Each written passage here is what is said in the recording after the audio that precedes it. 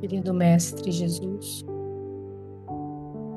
divina luz, divina presença em nossas vidas. É com alegria, Senhor, que nos reunimos em Teu nome, que recebemos nestes momentos de estudo e de oração a visita dos nossos benfeitores espirituais. Agradecemos, Senhor, pela rica oportunidade de aprender sobre a vida espiritual. A oportunidade, Mestre, deste conhecimento libertador, mas também conhecimento que nos traz a certeza da responsabilidade que temos sobre nós mesmos, a certeza de que somos os artífices da nossa imortalidade, de que devemos trabalhar para aprendermos, para crescermos, que devemos fazer o trabalho interior de renovação, para que aproveitemos esta oportunidade bendita da encarnação. Agradecemos, Senhor, a presença querida e carinhosa dos nossos benfeitores, que nestes momentos nos envolvem com carinho, trazendo-nos luz e paz dos mundos superiores. Permita, Senhor, que eles possam permanecer ao nosso lado, permanecer em nossos lares, protegendo-nos do mal, das energias negativas. Que nós possamos, Senhor, com o conhecimento que nos traz este livro, libertação, que nós possamos nos libertarmos, Mestre, das armadilhas, das prisões que fizemos para nós mesmos. E que possamos seguir, Senhor, seguindo teus passos, buscando a luz, buscando a presença destes benfeitores queridos que nos aguardam, que nos auxiliam. Fica conosco, Senhor, abençoe a nossa noite de estudo, o Alexandre que fará a apresentação, que possa ser inspirado, amparado, e que todos nós possamos aproveitar. Fica conosco hoje e sempre, Mestre. E assim,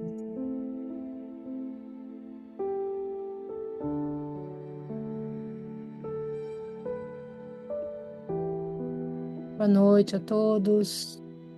Obrigado pela presença. Vamos lá ler. Está liberado.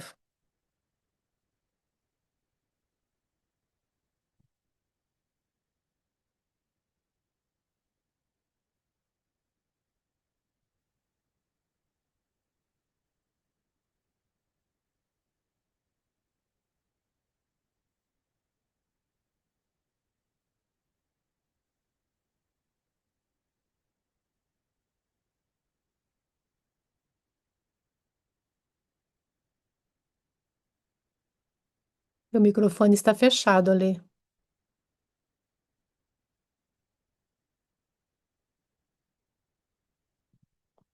Está conseguindo abrir? Abri. Abriu? Vocês estão me ouvindo? Sim. Sim. Perfeito. Então vamos lá. Então a gente continua o livro Libertação, né? A gente terminou o capítulo 11, a gente começa o 10, a gente começa o 11 hoje. Então, teoricamente, eu sou da a primeira parte, da página 134 a 140, mas eu invadi algumas páginas aí para não cortar no meio muito bruscamente. E a parte da Adriana tem muita coisa. Então vai ser muito interessante. Então vamos lá, vou relembrar rapidinho o capítulo 10, bem rapidinho mesmo, para a gente não perder o fio. Então a gente viu a história da Margarida, né, que estava obsedada pelos espíritos obsessores do Saldanha, liderados pelo Saldanha, né?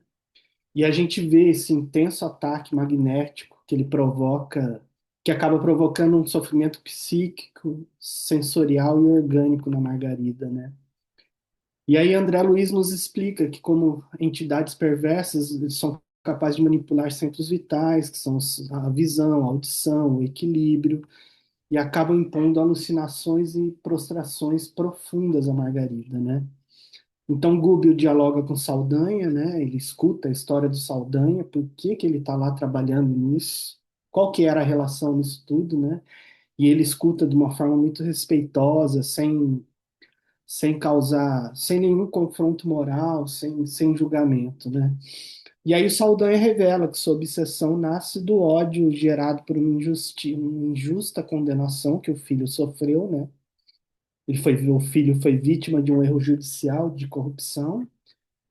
E qual é a relação da Margarida nisso tudo? O juiz era o pai da Margarida, né?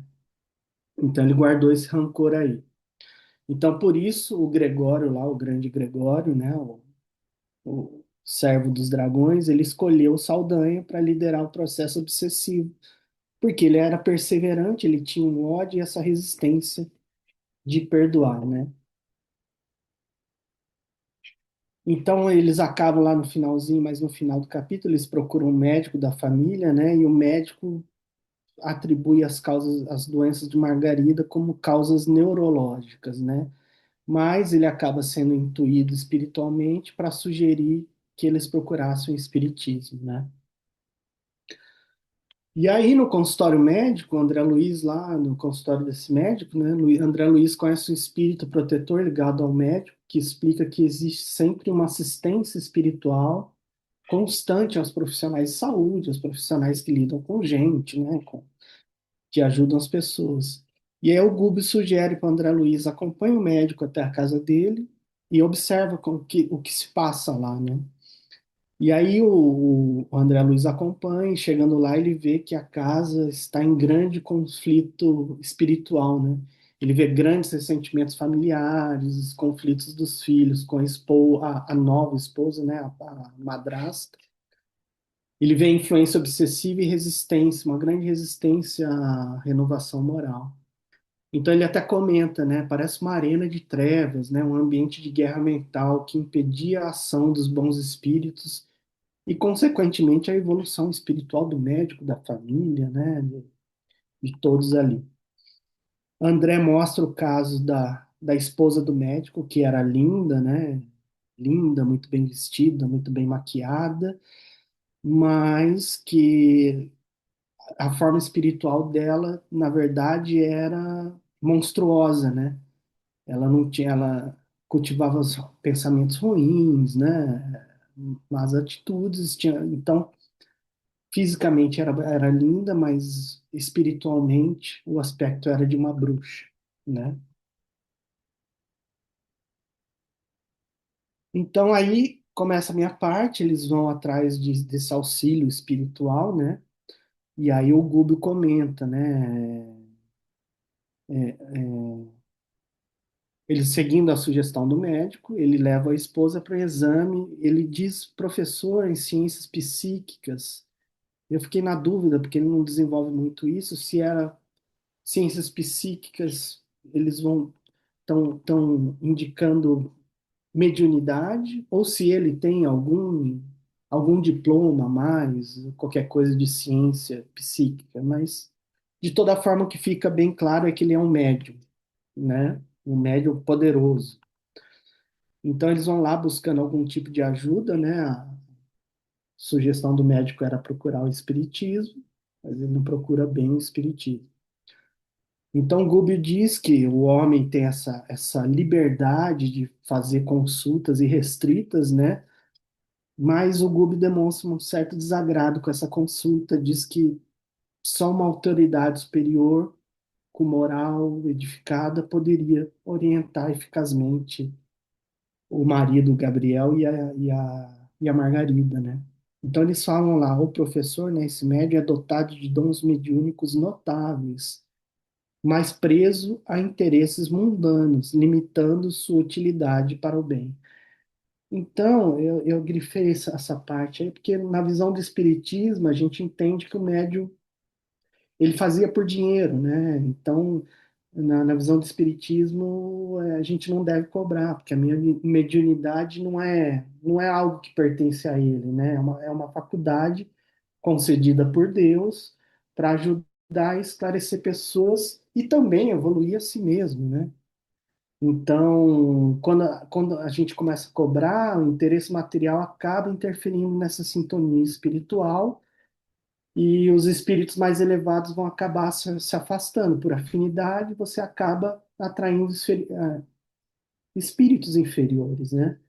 E com o tempo, o médium pode acabar preso a essas influências, entrando no processo que a gente já estudou, um processo de fascinação, o que pode trazer um prejuízo moral, espiritual para o médium, para a pessoa que consulta. Mas é sempre negativa a experiência para quem consulta? Não, porque a gente vai ver que tem alguns benfeitores que vão tentar fazer intervenção e algumas vezes vão conseguir. Mas é um assunto que a Adriana vai tocar mais a fundo mais para frente, né? Então a gente continua. Aí o Google explica que exercer as faculdades mediúnicas, interagir com o plano espiritual, é uma atividade comum. A gente está todo o tempo em troca, com diferentes, né, forças, diferentes. Mas o essencial é desenvolver o trabalho santificante e a cooperação com grandes benfeitores do mundo espiritual. Então, ser médium, estar em troca todo o tempo, é comum. Mas fazer isso de forma elevada, isso sim é difícil, né? Então, eles vão lá, estão lá nesse ambiente, né, na sala de espera, e aí o Gubo fala, na sala de espera desse médium, né? O Gubo fala assim, apesar do esforço do Gabriel, né, do marido da Margarida, ele não tem receptividade mental para favorecer a ajuda dos espíritos, porque ele não sabe meditar, ele não sabe orar, o que acaba dificultando qualquer progresso. Aí eu fiquei pensando, seria muito mais fácil se o Gabriel, o marido, fosse um cara aberto, que orasse, eles teriam talvez feito a intervenção diretamente com o marido, não precisaria de um médico, né? Seria muito mais fácil a vida deles. Então, o Golbe comenta que estão ali nessa consulta do médium para acompanhar o casal nessa experiência e sem julgamentos, né? Então, todos chegam à sala de espera pouco antes das 11 e lá se encontram três grupos que também aguardavam consulta, né? Três grupos de pessoas encarnadas com seus respectivos obsessores desencarnados.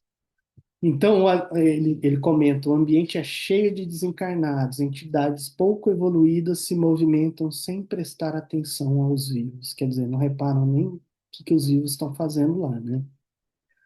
E aí o Gubi comenta: Saldanha, né, mantém a Margarida, acho que a André Luiz comenta isso. O Saldanha mantém a Margarida sob custódia, quer dizer, não tira o olho dela, fica vigiando ela, enquanto o Gúbio começa a observar os outros pacientes, né?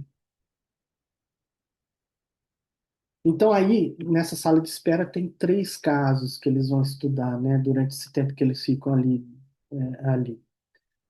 Então, eles vão olhar esses três casos mais de perto, né? Então, o caso número um é um investigador de polícia, né? Então, eles se aproximam, o Gúbio, André Luiz e Eloy se aproximam de um cavalheiro idoso. Ele aparentava estar nervoso, ele era pálido, em estado de lipotomia, quer dizer, aquela sensação quando a gente está quase desmaiando, né? E ele mostrava assim visões pavorosas privadas, né? Diz que escorria um suor frio do rosto dele e ele mostrava uma extrema palidez com traços de terror, né? Então, essas perturbações cerebrais, Gubi diz que incluíam formas ovoides, escuras, aderidas à sua organização perispirítica, né? Então ele estava acompanhado aí de três ovoides, que a gente já estudou o que é lá nos capítulos anteriores. Então Google observa meticulosamente para ensinar e explicar que o homem é um investigador de polícia com graves distúrbios devido a remorsos passados, né? Então ele explica que esse homem abusou do poder, humilhou, feriu, atraiu energias negativas, né, que acabaram por prejudicá-lo, e com a maneira cruel que ele procedeu, ele atraiu a ira de muita gente, a raiva de muita gente, mas também a convivência constante de entidades de péssimo comportamento que ajudaram a arruinar a sua saúde mental, né? Então essa primeira história aí é do investigador, que continua ainda.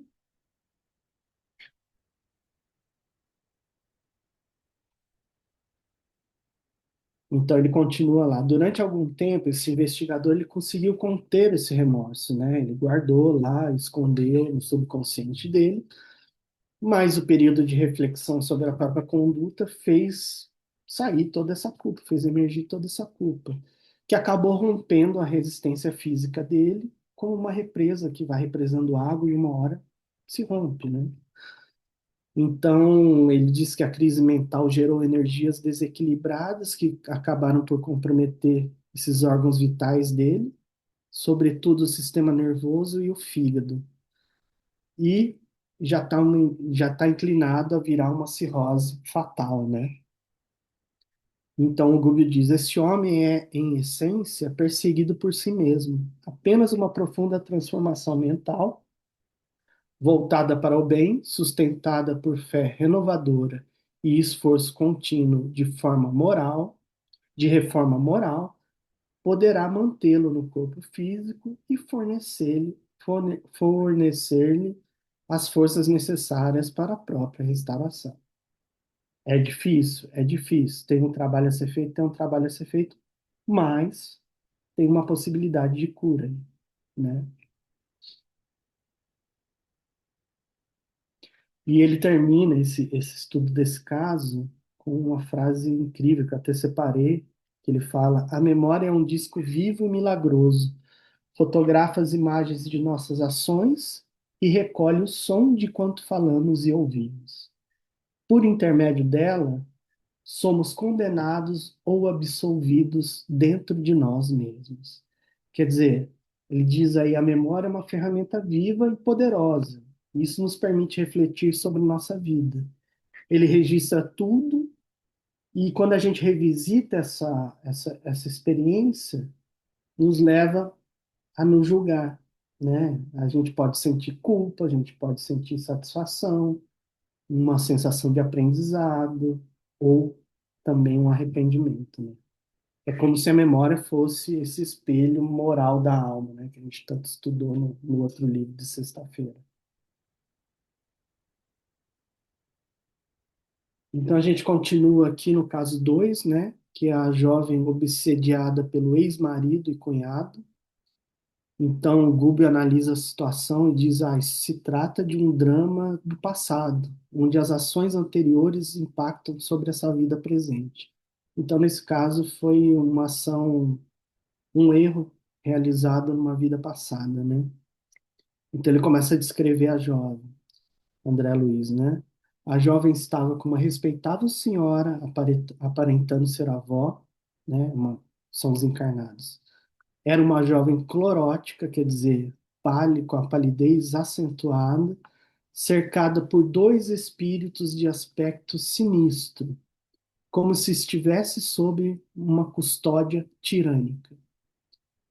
Aí ele continua: essa menina comprometeu-se gravemente no pretérito, desposou um homem e desviou-lhe o irmão para o vicioso caminho. Quer dizer, se casou com um homem e ainda desviou o irmão dele, cunhado, para um outro caminho, né? E aí ele fala: o primeiro, o marido se suicidou, e o segundo acabou ficando louco e asilou-se no fundo do vale da loucura. Não sei se é uma metáfora ou se é uma verdade, né? Mas e eles estão presentemente ao lado dela para a deplorável vingança. Então, eles estão lá, exatamente ao lado dela, no consultório, na sala de espera. E aí ele fala, a jovem não fala coisa com coisa, ela está proferindo disparates, não falava por si mesma. E aí André Luiz observa que tem fios tênues de energia magnética que ligam o cérebro da moça à cabeça do cunhado infeliz, que estava localizado à esquerda, né? Então ele continua. Ela achava-se completamente, absolutamente controlada pelos pensamentos dele, a maneira de magnetizado e magnetizador, hipnotizado e hipnotizador, e diz que a menina ria sem propósito e conversava a esmo, reportando-se a projetos de vingança, né? Repetindo o que ele pensava, na verdade, né? Esses projetos de vingança do cunhado obsessor, com todas as características de idiotia, né? Loucura e inconsciência. E aí ele fala, a avó havia preparado recentemente um casamento digno para proteger essa jovem, né? Evitar que ela terminasse a vida sozinha, né? Mas às vésperas do casamento, esses dois obsessores, né, ainda presos nesse desejo de vingança, tentam impedir o casamento. Então o ex-marido, ainda pouco evoluído, ainda primitivo, acaba dominando os centros de fala dela e do equilíbrio e acabou impondo seus pensamentos. Então ela estava nessa condição de loucura, né? Praticamente loucura. E a gente passa, ainda continuando no caso 2. Então ele continua: a jovem permanece saturada de fluidos alheios, já tendo passado por vários tratamentos psiquiátricos sem sucesso, e procura agora um socorro espiritual. Quer dizer, já tentou várias coisas materiais, vários médicos, vários tratamentos psiquiátricos. Provavelmente na época ela já deve ter passado por eletrochoque, era uma prática comum na época, e os choques eram muito fortes, né? E E aí o Eloy pergunta para o Gubi, mas ela não vai encontrar o remédio adequado? Aí o Gubi diz, nesse momento, não parece que ela está bem encaminhada, né? Ele responde sem nenhuma presunção. Porque o remédio parte dela também, né? O remédio exige renovação interior e ao que acredito, não obterá nessa casa senão um ligeiro paliativo. Então ela vai receber lá um paliativo que vai acalmar, mas que não vai curar. Ele continua: em casos de obsessão como este, em que a paciente ainda pode reagir com segurança, veja bem, pode reagir com segurança, faz-se indispensável o curso pessoal de resistência. Não adianta retirar a sucata que perturba um ímã, quando o próprio ímã continua atraindo a sucata. Então é isso, o remorso também é um ímã, né? E os obsessores são a sucata nesse caso aí, né? Não dá para tirar um ou outro sem resolver as coisas, vão se atrair novamente, não tem jeito, sem esse esforço de renovação interior. E aí a gente passa para o terceiro caso, que é o caso de um funcionário público que era muito severo, né? Então ele descreve lá que ele estava no canto da sala, havia dois homens, né? Funcionário público e alguém que acompanhava. Eles tinham idade madura, se mantinham em silêncio. De imediato, reconhecemos que um deles guardava indiscutível desequilíbrio orgânico, muito pálido e abatido. Demonstrava sinais de profunda inquietação. Então, trata-se de um administrador público austero e disciplinador que, pela sua rigidez e falta de ternura no trato com os outros, com os empregados, com os subordinados, acumulou ódios e perseguições silenciosas que, há anos, lhe castigam a mente e repercutem perigosamente no sistema circulatório, seu ponto físico mais vulnerável. Então a gente vê que vai acabar atacando o ponto físico mais vulnerável da pessoa, né? É lá que vai se manifestar a doença física, né? Então ele prossegue. Junto deles encontrava-se uma entidade desencarnada de aspecto humilde que estava ali para ajudá-lo.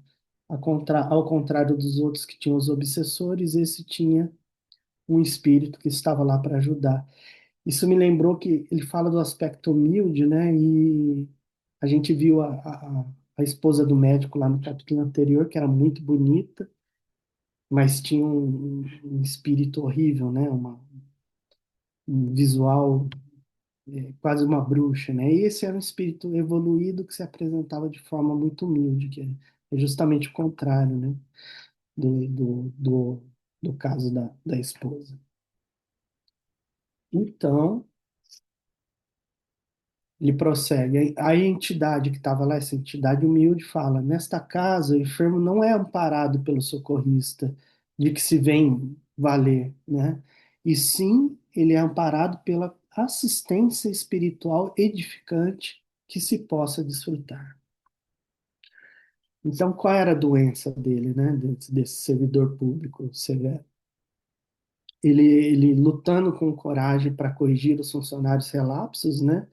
Na vontade de fazer as coisas funcionarem direito, ele não tinha nenhum amor, né? Ele fazia isso, ele, ele fazia sem recursos de amor, né? Ele fazia de uma forma meio tirânica, imagino.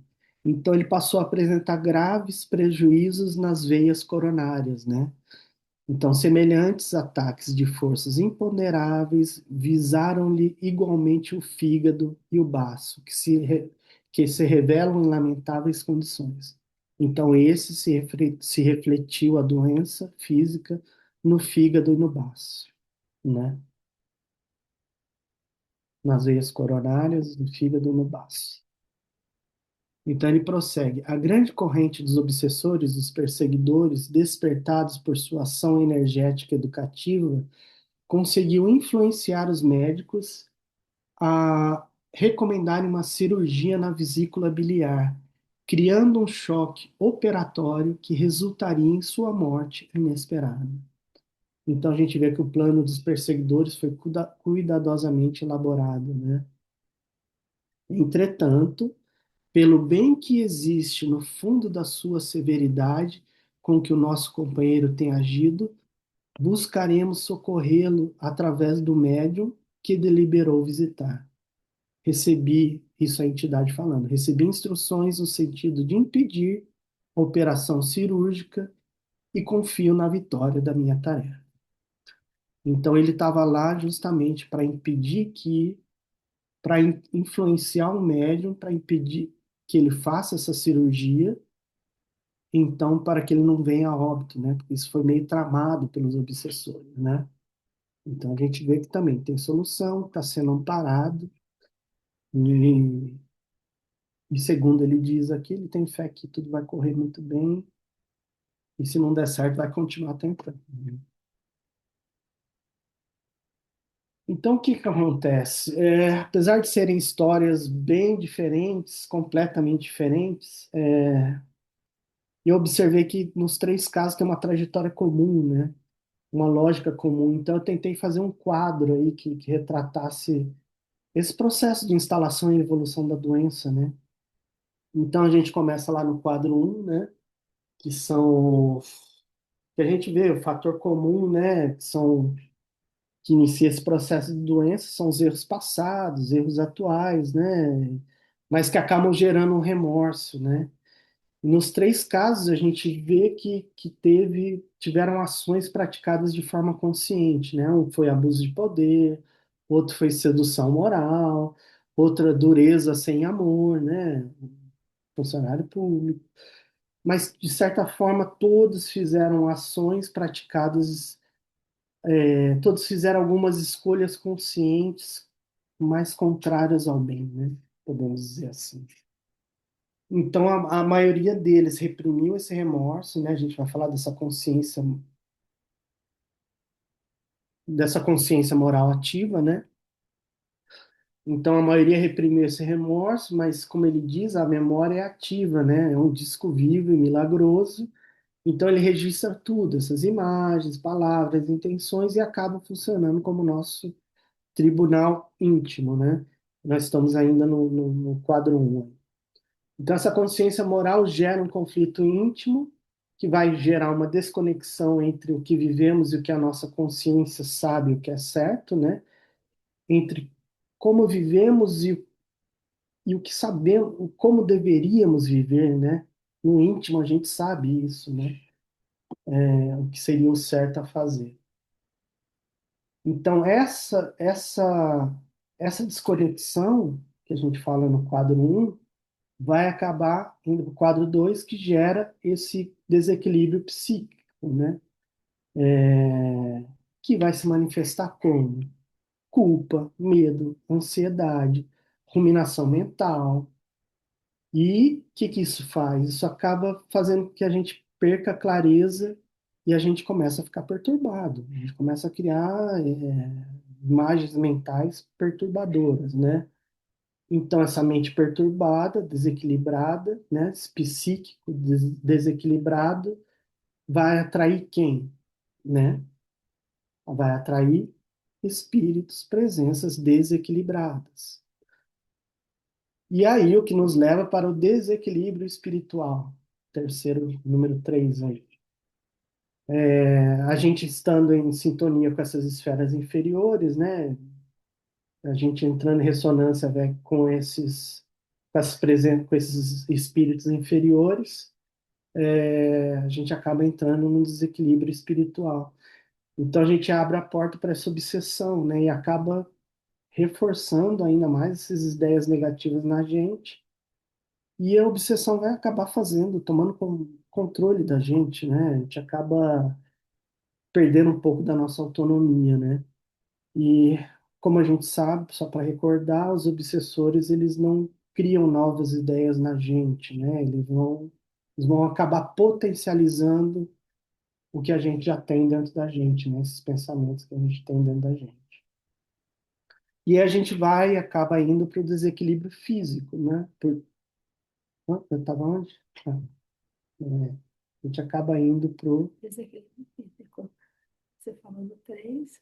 Falei do É o 3. 4. É, então, esse desequilíbrio espiritual contínuo que a gente acabou caindo, acaba desorganizando durante muito tempo, acaba sobrecarregando o nosso sistema nervoso e que vai acabar se refletindo numa doença no sistema físico, né? No sistema físico. E como ele vai impactar? Vai impactar nosso sistema nervoso, né? Então, isso acaba refletindo no que a gente viu nos órgãos mais frágeis, como a gente vê em cada caso. Um era no fígado, outro nos coronários.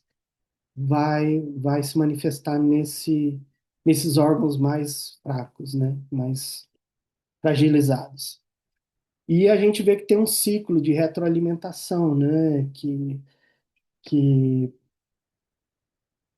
em grosso modo, o desequilíbrio psíquico acaba influenciando no espiritual e o espiritual no psíquico, e acaba alimentando o outro, porque um estado psíquico desequilibrado enfraquece ainda mais o campo espiritual, e o campo espiritual fragilizado acaba intensificando esses desequilíbrios psíquicos, né? E como seria o caminho do reequilíbrio, né? Então seria esse caminho do reequilíbrio acaba passando pelo reconhecimento do erro, como ele falou lá, né? No finalzinho de cada caso, né? Uma criação de consciência, uma transformação do remorso, quer dizer, um arrependimento produtivo, né? Que nos faz refletir. Então passa pela reforma interior, né? Essa mudança mental real, né? E esses fatores juntos, né, mudança íntima, reparação, reconhecimento, são capazes de criar essa nova sintonia espiritual que vai reorganizar nossa parte psíquica e assim vai acabar aliviando também nossas doenças físicas, né, esses impactos físicos. Então, para isso, a gente tem quais ferramentas que a gente estuda sempre, né? E ele fala aí, prece, estudo, passe, água fluidificada, tratamento psicológico, remédio, tratamentos médicos, né? Então é isso que eu que a gente conhece, né, como tratamento. Então, minha apresentação acaba aqui, mas eu queria só comentar uma coisa. Tirar a apresentação. Não, não tiro, porque eu preciso da Ah, apresentação. entendi. Então, uma coisa que eu queria comentar que me chamou a atenção, fora esse ciclo da doença, que é muito próximo um do outro, mesmo o da Margarida, essa questão do. No capítulo anterior, a gente viu que o médico foi influenciado a receitar o espiritismo, né? Nesse capítulo, a gente viu, teve um médico que receitou uma cirurgia que pode levar o rapaz à morte, né? Então, a gente vê como uma pessoa que trabalha com outras pessoas, como ele pode viver essas forças, né, intensamente, tanto para o bem quanto para o mal, né? A gente vê uma força para aconselhar o rapaz para se curar e uma outra força para receitar uma coisa que poderia matar a pessoa, né? Então, a gente fazer muita atenção, sobretudo as pessoas que trabalham com outras pessoas, que influenciam pessoas, porque a gente vive, acho que a gente essas influências, né, de gente querendo bem, de gente querendo mal, e como a gente pode se proteger de tudo isso e ser mais influenciado pelo bem do que pelo mal, né? Mas eu achei animador no sentido de que todos ali, a gente vê que não é fácil, né? Mudança, a gente fala de mudança pessoal, a gente fala de pessoas que não conhecem nada sobre espiritismo, nada sobre coisas que não sejam materiais, então a gente vê que é difícil, mas todos ali têm a possibilidade de recuperação ainda nessa encarnação, né? Todos nós somos amparados, Deus não deixa ninguém para trás. E de certa forma, mesmo que não seja o melhor lugar, os três, os quatro, né, estão em busca de algo espiritual, né, de uma ajuda espiritual, mesmo que não seja o lugar. Então pode ser um espaço para uma boa influência, para ouvir uma boa coisa, mas estão em busca e ninguém fica desamparado e todos têm uma solução difícil, mas tem. Então é isso, meus amigos. Apresentação de hoje. Bom, obrigado, Ale. Obrigada, Lê. Então, temos um capítulo muito interessante, né, com 3 casos aí neste capítulo já de início, que são extremamente, cada um merece uma atenção bastante específica, né? Esse resumo que o Alexandre fez no final, ele é bem visual e didático, né? Porque a gente vê o processo, né, de obsessão. E tem tanta coisa, né? Porque é isso que, né, o Alexandre lembrou, o fato de pessoas que trabalham com pessoas, é, a importância, né, de médiums que estejam sintonizados com o bem ou não, que nós vamos ver nesse capítulo. O fato de que o marido não pode, né, como é triste você ver, né, se esse homem tivesse um pouco de espiritualidade e não precisaria de nada disso, né? Provavelmente eles teriam encontrado um caminho só pela própria influência espiritual feita diretamente sobre um deles, por exemplo, né?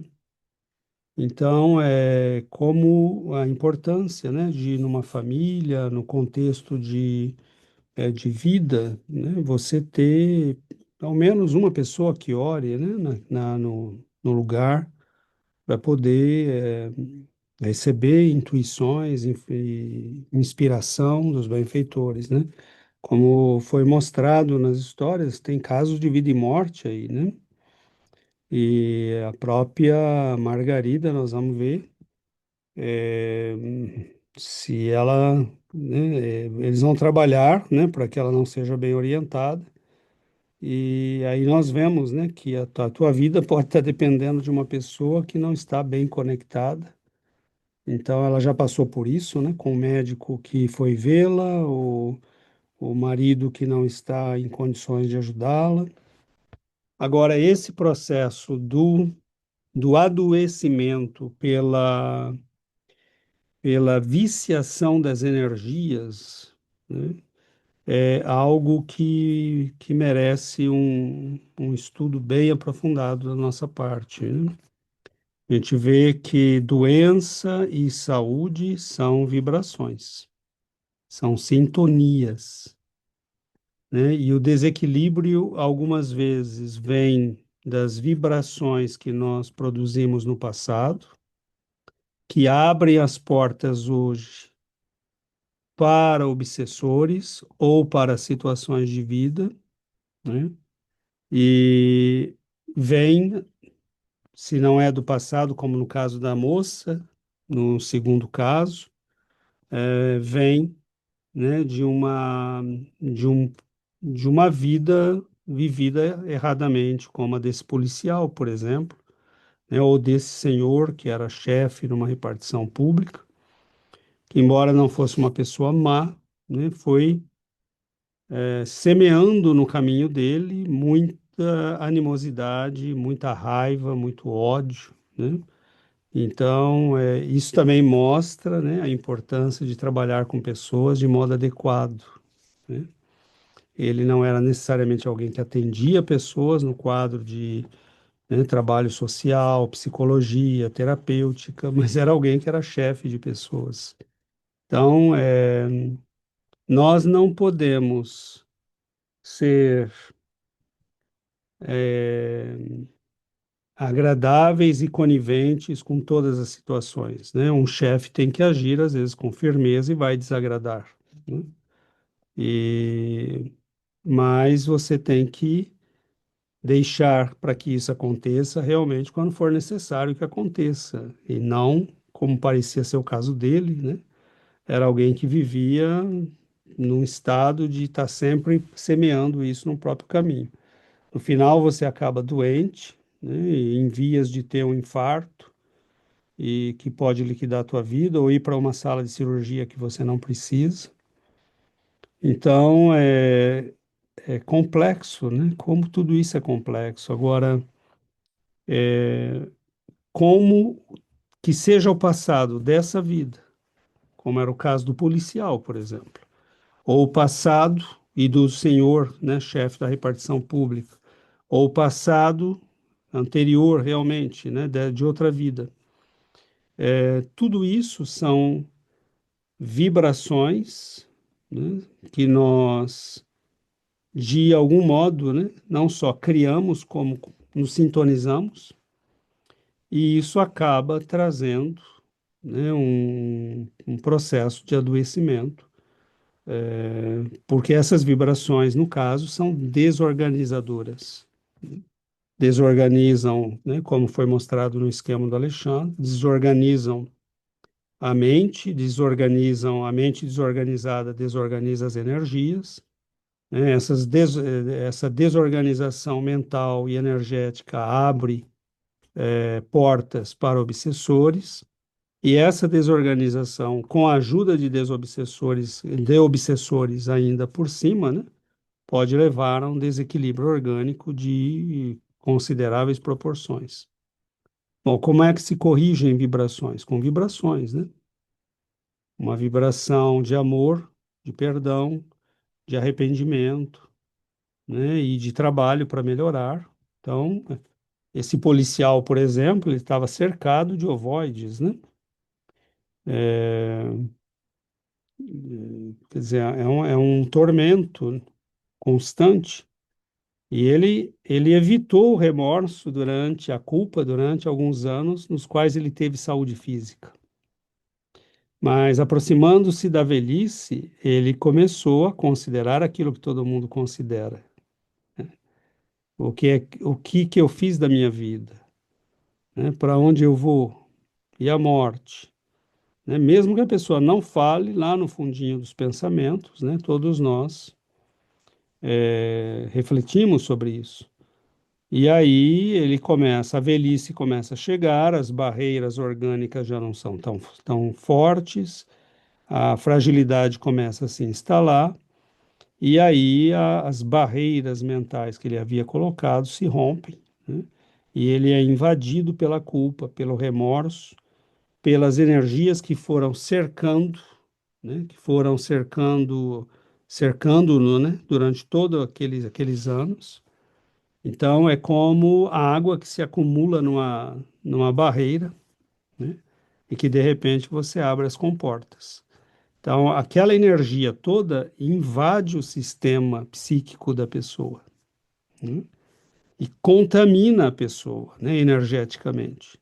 Assim como no caso da moça, né, aquelas duas mentes profundamente desorganizadas, desorganizam completamente, né, ela estava invadida por uma quantidade de fluidos que não era dela. E como a pessoa está fragilizada e não reagiu, porque ela, né, ela pode reagir, sempre há a possibilidade, mas a pessoa vai se deixando invadir, né? E aí a tua mente passa a vibrar com a mente daqueles dois indivíduos que querem teu mal, né, tua dor, teu sofrimento. Enquanto que se ela reagisse e ficasse firme, né, ela poderia impor a vibração dela àqueles dois espíritos, ela poderia reconquistar um certo equilíbrio, ela poderia trazê-los, inclusive, né, à reencarnação como filhos. Então, o caminho do bem seria um caminho que traria benefícios para todos, né, ali. Mas como nós demoramos, né? E como nós não lemos os sintomas. Porque quando uma coisa não está bem, quando algo nos atormenta, quando algo está desequilibrado, né, nós temos que perguntar como é que isso chegou a ficar assim? O que é que eu preciso fazer para deixar que, né, para corrigir isso?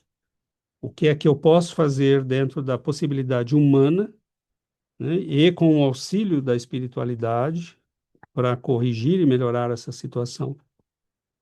Então, é algo que todos ganham quando nós temos, né, essa atitude do bem, né? Mas é muito, cada caso aí valeria, né, um estudo em si praticamente, porque é muito sério, né, tudo que ele diz nesse texto.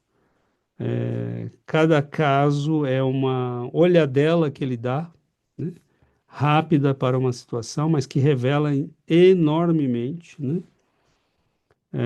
O caso desse policial é o caso de todos nós que vivemos e fizemos coisas das quais nos arrependemos, mas ao invés de nos arrependermos e começarmos a corrigir, a melhorar, né, nós fugimos do arrependimento, fugimos da mudança e aquela energia que não foi trabalhada se acumula no psiquismo, né, vai envenenando, é como água parada, vai se acumulando e apodrecendo, né, e vai envenenando a nossa vida. Então, coisas mal resolvidas, coisas que nós, né, não solucionamos na hora devida, coisas que fomos empurrando para baixo do tapete sem resolver, atitudes que tomamos né, e que sabemos que não foram boas, mas e aí nós estamos diante de coisas graves, né? O arrependimento que vem acompanhado de mudança, de propósito, de fazer o bem, né? Não é ficar no arrependimento, né? Porque isso também é veneno. É avançar para algo de bom, fazer da nossa vida algo de positivo, passar a vibrar numa frequência diferente, né? O segredo é mudar a nossa frequência. Se esses dois espíritos que chegaram na mocinha encontrassem numa frequência diferente, eles teriam a opção de aproximar-se dela, né, e com o tempo entrar na frequência dela, né, ou deixá-la, né? Agora, esse policial, a mesma coisa, né? Quando ele começou a se dar conta de que, né, ele estava sendo atormentado por aquelas imagens, por aquelas situações, e ele poderia ter corrigido, né, e começado a mudar de atitude, a fazer algo de bom, socorrer as famílias daqueles que ele, né, feriu, machucou, talvez tenha até matado, a gente não sabe. Então, o caminho do bem é sempre a solução, né? Bom, é muito vasto, eu abro para que nós tenhamos outras participações e vale a pena, né, que a gente se detenha nesses casos. Júlia? É realmente bem interessante, tem bastante coisa para falar, mas dos pontos agora que teve da apresentação e do que vocês já falaram, eu acho também importante, né, ressaltar isso de entender o que foi feito de errado, né, ter esse arrependimento, mas não ficar preso nesse sentimento de só se arrepender o tempo todo, porque isso também cria um problema, né, de não poder deixar para trás o que você fez no passado, que às vezes a gente está trabalhando, né, em nós mesmos, está fazendo reforma íntima, cuidando, né, de não cometer os mesmos erros, mas às vezes a pessoa acaba ficando presa nessa coisa de, eu ainda tenho um remorso por causa do que eu fiz e fica sempre voltando assim para o lado negativo. Eu acho importante também a pessoa aprender a se desculpar, né, se perdoar do que ela fez no passado, porque senão você fica também preso nesse sentimento, mesmo cuidando, fazendo todos os outros passos para poder se melhorar. Então, acho importante também ressaltar isso, porque não existe nenhum erro que você para sempre vai ser, né, um, condenado por causa que você cometeu, né? Sim. Com certeza, Júlia. Arrependimento tem que vir acompanhado de renovação, né? Então, e mesmo os nossos erros do passado, né, nós temos a possibilidade de corrigi-los. Quando o texto evangélico nos lembra que o amor cobre a multidão dos nossos pecados, né, é que uma vibração poderosa de amor, né, ela significa equilíbrio, saúde, né? E essa vibração poderosa do amor, ela é, né, capaz de se impor a esses tormentos todos, né? Então, assim, não tem como, né, a gente não. Se não existir renovação mental, o Gubbio utiliza esse termo falando do policial, né? Só uma grande renovação mental poderia ajudá-lo a sair disso, né? Então, é a pessoa falar, né? Eu entendo que fiz o que não devia fazer, eu preciso mudar e passar a ver a vida de outra forma, porque sem renovação mental não existe mudança de atitude, né? É muito difícil a gente sair de um padrão de comportamento quando não existe renovação mental, né? Então, é, passa por esse processo, né? Para que a gente possa mudar e criar uma nova vibração, uma nova sintonia, né? E senão isso não tem como, né? Giovana? Já são vários os estudos que fizemos, né, a respeito desse assunto, o quão importante é, né, esse trabalho que nós devemos fazer sobre a nossa mente, né, sobre o que pensamos, e muito do que pensamos vem dos nossos sentimentos, então é a mudança de sentimento, então a ligação que existe entre sentimento e pensamento.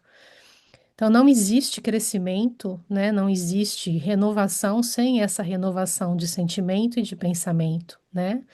Nós estamos estudando na sexta-feira o livro Pensamento e Vida, e na sexta-feira passada e também nessa próxima sexta-feira nós vamos ainda discutir, né? Refletir sobre o tema associação. E nesse tema associação, Emmanuel, ele fala, né? Associação, ele diz, está presente em todas as coisas, preside em todos os acontecimentos, orienta a existência de todos os seres. Então, essa associação, né? Associação entre nós, encarnados, encarnados com desencarnados, desencarnados com desencarnados, estamos todos associados, porque nós estamos todos unidos pelos nossos pensamentos, né? Pelos nossos sentimentos, pelas nossas energias, pelas nossas vibrações. Então, conforme a gente vibra, nós nos ligamos a outros que vibram na mesma intensidade. Então, isso é de extrema importância, porque nós podemos ter amigos conosco segundo o que sentimos e o que pensamos, né? E se nós não mudarmos a nossa frequência, a nossa vibração, nós vamos tê-los conosco. Então, a maneira como a gente vive fala muito de nós, né? Quando ele coloca aqui esses exemplos, né? Ele coloca dois exemplos de situações em que o problema está nessa encarnação, e ele conta o problema da moça que ela está, né, sendo com aquelas companhias ali, por erros do passado dela, de outras vidas. Então, nós todos temos uma história, né? Nós podemos ter conosco hoje irmãos nossos, desafetos nossos por causa de erros cometidos no nosso, em outras vidas. Mas ele fala aqui, né, de um policial que na sua profissão, ele não exerceu a sua profissão somente, ele exerceu com crueldade. Então, quando a gente faz algo, né, e a gente usa de crueldade, usa de né? Todas essas vibrações ruins que a gente pode usar no nosso dia a dia, né? A maledicência, né? A crueldade, o egoísmo, tudo isso atrai energia muito ruim. Então, é a disciplina, né? De buscar, né? Sentir com amor, de vibrar com amor, com bondade, com gentileza, porque tudo isso vai fazendo, né? O que o César disse, essa mudança de frequência, né? Essa mudança de energia, porque o amor cobre a multidão de pecados, e a única forma da gente sair, né, de um processo obsessivo, por exemplo, é a mudança de padrão, é a mudança de atitude, começando pelo sentimento, né? Mudar sentimento, mudar pensamento, porque a mudança de sentimento e a mudança de pensamento nos levam a agir de outra forma, né? E a nossa ação com amor e bondade vão, né, trazer para perto de nós energias boas. Então, é maravilhoso a gente entender esse processo, né? Porque em entendendo o processo, nós podemos fazer o esforço da mudança. Agora, coitados daqueles que não têm noção desse processo, dessa associação que acontece, né? Com outros seres, porque quem age com crueldade atrai aqueles que são cruéis. E aí a força se intensifica, né? Quem pratica maledicência, por exemplo, não importa o que, né, da forma como vive, vai atrair forças semelhantes. Então, esse é um conhecimento precioso e nós temos que estar muito atentos, porque uma vez que a gente entende isso, né, e se nós queremos nos livrar dessas influências ruins e maléficas, né, que podem levar, né, a doenças como não somente psíquicas, mas da doenças físicas, porque é um trabalho a ser feito interiormente, né? É um trabalho interior como o Alê falou, é a reforma íntima é, que o Espiritismo apoia em cada um de nós, né? Que nós sejamos hoje melhores do que ontem, né? E amanhã melhores do que hoje. É o caminho, né? É o caminho de renovação e de crescimento que nos espera, mas isso demanda, né? Mudança. Bom, Adriana?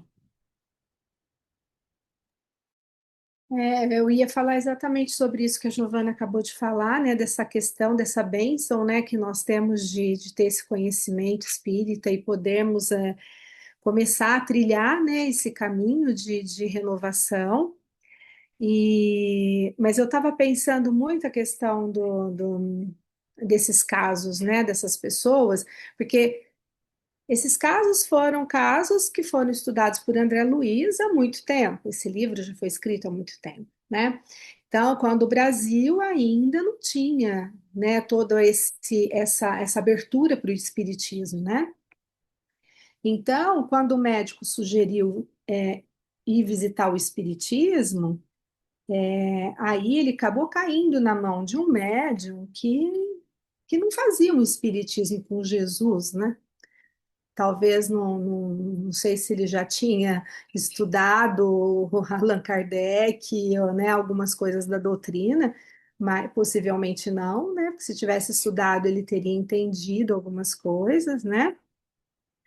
Mas, como ele disse, um médium muito poderoso, assim, um médium, né, que tem uma boa mediunidade, mas que não estava ali envolvido por espíritos muito elevados, né? Espíritos menos elevados, inferiores, na verdade. Então, e aí eu fico pensando, hoje em dia, nós já sabemos, tem muitos centros espíritas no Brasil, vários centros, a grande maioria são kardecistas, Associação Médica e Espírita. Associação Médico Espírita. Então, a gente evoluiu muito no Brasil, né, nesse sentido. Então, hoje, uma pessoa que se um médico fala para ele, olha, vai procurar o espiritismo, ele possivelmente vai cair, às vezes, num centro onde ele vai ser muito bem cuidado. Vai aprender que a prece é importante, vai receber passes, né? Tudo. Agora, e aqui na América do Norte? Gente, a gente está vivendo uma epidemia, né? Desequilíbrios enormes. E a gente está vivendo aqui como o Brasil na época, quando o Espiritismo estava começando. Então, quando a gente fala que tem um espírito, uma vez uma menina no meu trabalho estava contando, né? Porque tem um espírito tal na minha casa, porque estão acontecendo coisas estranhas. Então, ela foi visitar uma médium e pagou essa médium para que afastasse esse espírito, né? Bom, enfim, eles não têm a mínima noção de tudo isso, né? Não tem a mínima noção. E aquela imagem do imã eu achei sensacional, né? Olha que maravilha a imagem do imã, né? Então não adianta, o imã está ali. Se afasta a sucata, ela vai voltar porque vai atrair de novo, né? Então o que vai acontecer para que essa sucata não seja atraída? Você tem que mudar Magnetismo. a magnetização de cima. E o que você vai fazer? Então é a mesma coisa, você tem que mudar a sua vibração para você não atrair de volta esses espíritos, né? E não ser atraído a ele também, porque é uma atração mútua ali, né? Então é muito complicado. Eu vejo a gente ainda aqui na América do Norte, é tudo muito arcaico, né? Infelizmente são pouquíssimos os centros espíritas, e quando a gente fala disso, as pessoas ficam, né, não entendem muito do que a gente está falando, mas vai começar. Do mesmo jeito que Caibar Schutel começou no interior de São Paulo e foi aquele grande movimento que hoje cresceu, eu acredito que a gente vai acabar conseguindo fazer isso aqui, se Deus quiser. Amém. Obrigado, Adriana. Júlia? Eu só achei também essa metáfora do ímã interessante, porque você também pode, com metal, você pode criar um ímã, né? Você só tem que fazer movimentos repetidos por várias vezes, né? Assim, uma metáfora também, acho que para disciplina, você pode, sempre com o mesmo movimento, criar uma magnetização, assim, nova, né? Então, achei a metáfora também interessante, sim. Nós temos, né, um monte de elementos e, inclusive, na questão do ímã, a gente pode pensar no eletroímã, né, que é aquele que só é ímã quando a gente está conectado à corrente elétrica. E no caso da corrente elétrica, né, a gente pode imaginá-la como tipo de sentimento, né, e que alimenta esse ímã, né, para que ele se transforme naquele poder atrativo, né? Então, se a corrente que o alimenta é de ódio, de vingança ou de remorso, né, de culpa, de erros do passado não resolvidos, então é lógico que nós vamos atrair aquilo que nós criamos, né? E é interessante essa imagem também, porque não adianta tirar obsessores, né? Se o poder atrativo continua ali, né, de primeiro é muito difícil tirá-los, mas vamos supor que nós conseguíssemos, né? O processo vai criar novas formas de correção da pessoa, porque a própria energia viciada de culpa, remorso, né, ódio gerado em outros que volta sobre a pessoa, vão acabar por envenená-la e talvez até por atrair, né, outros obsessores. Então, uma coisa que eu acho que é muito importante nesses textos de André Luiz é que nós estamos falando, sim, de moral, mas pela primeira vez na história humana nós estamos falando de moral entendendo cientificamente. nós estamos embasando o porquê ser bom, o porquê o amor é superior, porquê o perdão é superior, e nós estamos entendendo por que o mal faz mal, né? Como ele funciona como um sistema viciante, como a frequência do mal, ela desarticula as estruturas da mente, do perispírito e do corpo, né? Então, é como nós vimos na sexta, né? A, o estudo sobre sintonia e frequência, nós mostramos a taça, né? Que começa a vibrar com uma frequência, né? Um som, e ela vai, né? Explode, Ela né? começa vibrando em cima na parte do bocal e depois a vibração vai se espalhando por ela e chega um ponto que ela começa, né? A sair e a estrutura dela não aguenta, né? Ela acaba rompendo, né? A ligação entre as moléculas e quebra. Então, a mesma coisa acontece no processo, né, de vibração do mal, né? Começa desestruturando a mente, que é como um gerador, né, que vai produzir o impulso, né, no campo espiritual. Esse campo começa a vibrar e força o perispírito a vibrar junto. O perispírito força, né, o sistema nervoso, como o Alexandre mostrou na apresentação, aí comprometendo glândulas, né, o sistema endócrino, todo o sistema, e atingindo órgãos que sejam os mais frágeis naquela pessoa, né? Então, como é que se corrige? Pelo fazer um processo contrário, né? Então, fazer uma vibração, né, organizadora, não desorganizadora. Então, é científico. É isso que eu acho que é extremamente importante. Pela primeira vez, nós entendemos por que o que Jesus está dizendo é do jeito que é e não de outro jeito, né?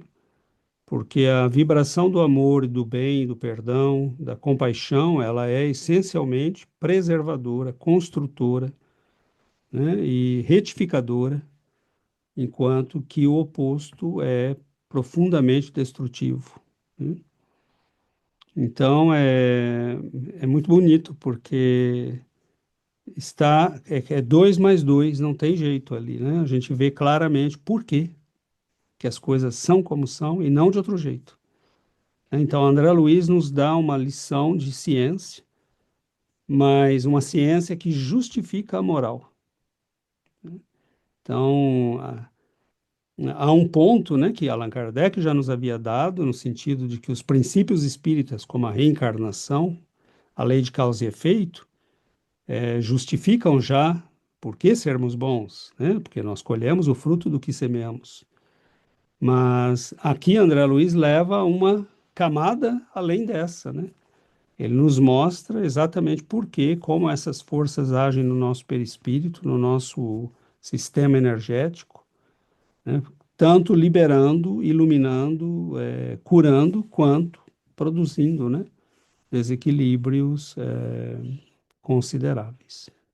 É um código de vida, né? Tudo que a gente está aprendendo aqui é um código de vida, Científico. né? Científico, moral, é o esforço de colocarmos em prática, né? De vivermos de acordo com tudo isso que nós estamos aprendendo, né? Para que a gente se liberte de tudo isso e avance, porque E é importante porque é assim, em algum ponto, né, se nossa vida não muda, se nossas coisas não se organizam, se nós não podemos controlar o mundo, mas nós podemos controlar o que nós fazemos, né?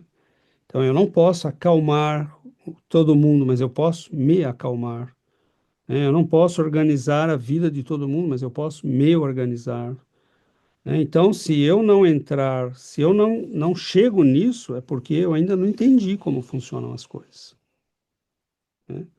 Porque quando nós começamos a entender e a praticar corretamente as coisas, não adianta orar, né? Se essa oração não produz uma vibração organizadora, né? Se você ora e sai fazendo as mesmas coisas que sempre, é porque ainda não funcionou. Mas não funcionou não porque a oração não funcionou, né? Porque nós ainda não aprendemos a vibrar com ela, né? o nosso estado de oração não está sendo o adequado. Então a gente tem que se perguntar: como é que eu tenho que orar? Qual é a boa atitude para orar? Né? E aí talvez as coisas comecem a mudar. Né? Júlia? Também no livro Jesus no Lar, que eu estava lendo um pouco também, fala, né, que como uma pessoa, uma família só numa cidade, quando ela pratica o bem, quando as pessoas praticam a caridade, estão orando de forma contínua, né, como isso muda toda a região, né? Então, quando a gente trabalha na gente, a gente não está só mudando nós mesmos ou a nossa família, mas também uma cidade inteira, porque é interessante como eles descrevem como espíritos, né, menos evoluídos tentaram, né, fazer com que essa família caísse, desfizesse por causa que elas estavam influenciando toda uma cidade de forma positiva. Então, só da gente trabalhar em nós mesmos realmente muda o nosso arredor, mais do que a gente às vezes pode ver, sim. Com certeza, porque tudo é, né, como a Giovana lembrou, sintonia e vibração. Né? Vibração se comunica, né, e produz sintonias. Se nós vibramos numa frequência de prece, de equilíbrio, de estudo, nosso entorno começa a receber essa vibração. E aqueles que são suscetíveis a ela, né, vão senti-la, né? Então, isso também nos mostra que é importante criarmos um clima em nós e em torno de nós que tem essa vibração. Porque muitas vezes nós queremos tanto que os outros a tenham, né, que nós esquecemos de tê-la. Então, é importante que nós a tenhamos em primeiro, né? Porque aí ela pode ser comunicada aos outros, né? Então, tudo isso é muito técnico e científico, na verdade, né? Mas a gente vai aprendendo a usar esses recursos, né, aos poucos, porque tudo isso é novo para nós, né? Tem muito poder escondido nisso tudo. Realmente, tem muito poder escondido nisso tudo, Jesus né? disse, né, que nós poderíamos fazer tudo o que ele fazia e muito mais. E ele não estava exagerando, né? Porque à medida que nós entendemos como funcionam as leis do universo, nós vamos podendo fazer, né, aquilo que essas leis permitem. Então é isso. Nós chegamos ao final e nosso tempo está esgotando. Então nós vamos convidar a todos para a nossa prece final. Vamos partilhar a música.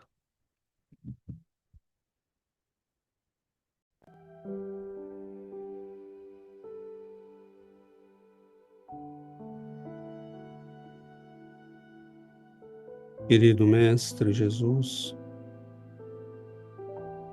nós rogamos, Senhor, ao vosso amor, à vossa luz, a presença dos nossos benfeitores, que possam envolver-nos, que possam transmitir-nos estas energias de equilíbrio, estas vibrações de paz, e que nós possamos, Senhor, aprender a seguir estas vibrações, a estarmos na sintonia do bem, do equilíbrio, da serenidade. Abençoe nossas vidas, abençoe nossos lares. Permita-nos, Senhor, o aprendizado pelo qual agradecemos aos benfeitores da vida maior, o sacrifício que fizeram e têm feito para trazer-nos estas mensagens libertadoras. Que nós possamos, Senhor, transformar nossas vidas, aproveitando os instrumentos maravilhosos que nos são fornecidos. Que tenhamos, Senhor, forças renovadas para as lutas de cada dia e que possamos seguir no aprendizado, no crescimento, na transformação de nós mesmos. Que o Senhor nos abençoe, nos ilumine, nos fortaleça sempre. Que assim seja, Mestre.